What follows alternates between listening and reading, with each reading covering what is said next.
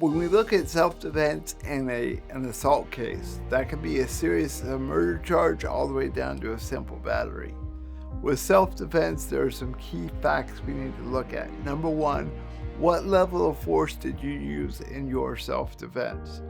Did you use equal force or excessive force? In other words, if a 2-year-old comes up and hits you with a feather, you can't slam the kid with a hammer. That's excessive force.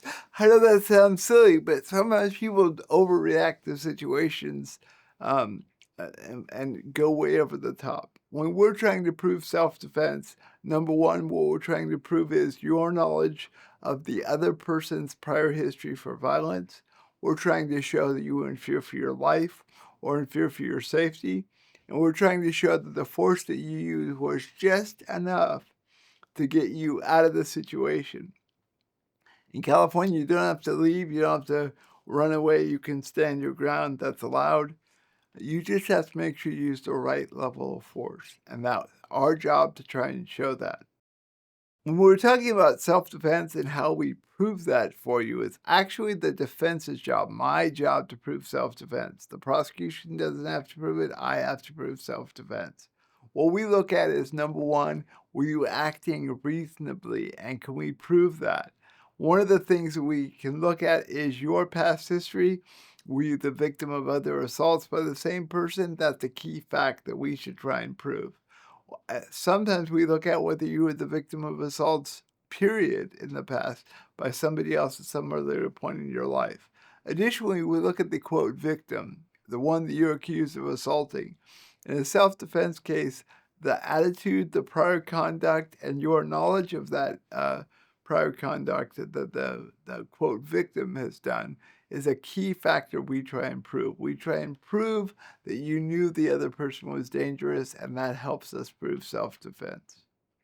So when we are calling witnesses to a case trying to prove self-defense, what we're looking for is somebody who either observed the actual fight or a conduct that led to your arrest, or best if we can do it, with my investigator Frank finding witnesses for us. If we can find anyone ever who saw the other person, the quote victim, using force against them, we want to call that person into court. We want to show with that person that the victim is actually the aggressor.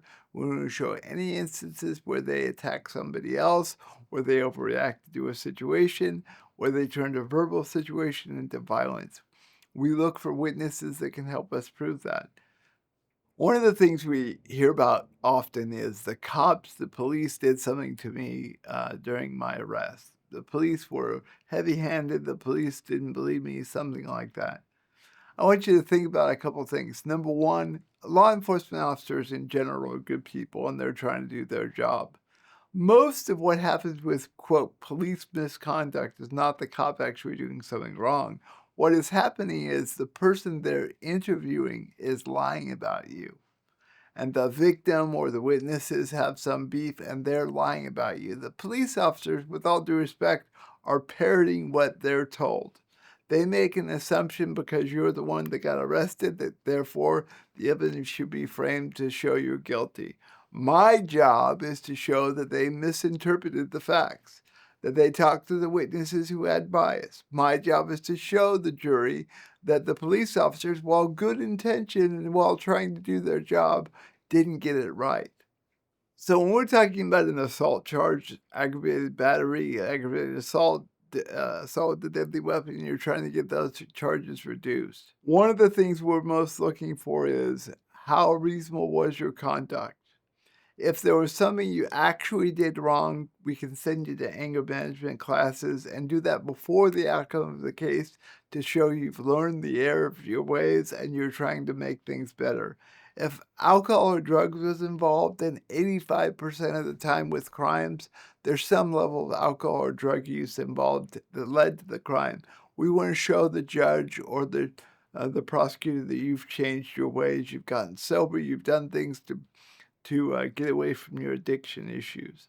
We also can attempt to reduce the charges from felonies to misdemeanors or make them less serious felonies and get you probation, things like that.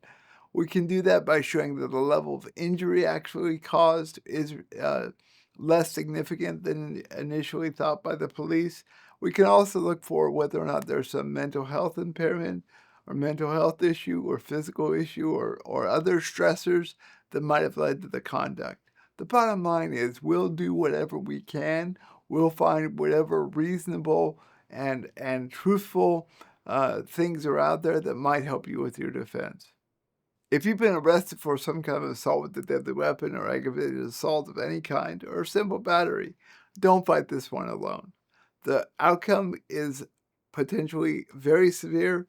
The outcome could be lifelong and the effects it has on you. So give us a call at Strongest Defense so we can help put you in the right posture and get you back on the right track to life.